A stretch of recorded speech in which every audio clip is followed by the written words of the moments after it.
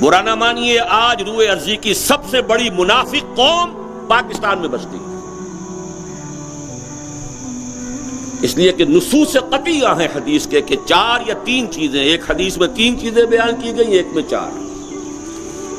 آیت المنافق ثلاث، جب بولے جھوٹ بولے، جب وعدہ کرے خلاف ورزی کرے، اگر کہیں امین بنایا جائے خیانت کرے، اور چوتھی علامت اگر کہیں اختلاف ہو جائے تو فوراً آپے سے باہر ہو جائے۔ فرمایا جس میں یہ 4 اوصاف ہے وہ کٹر منافق ہے۔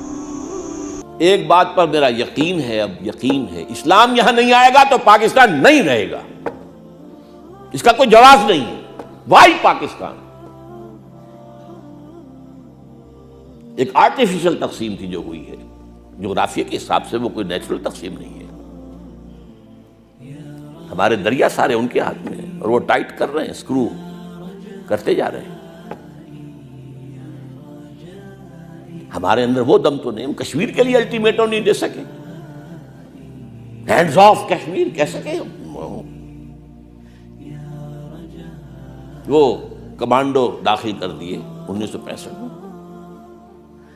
اور ایوب خان کو یقین دلا دیا تھا بھٹو صاحب نے کہ انٹرنیشنل باؤنڈری کے اوپر امریکہ کی طرف سے اسے یہ ضمانت مل گئی تھی، انٹرنیشنل باؤنڈری پر حملہ آور نہیں ہوگا بھارت۔ وہ ہو گیا، لاہور پہ سیدھا حملہ کیا اس نے۔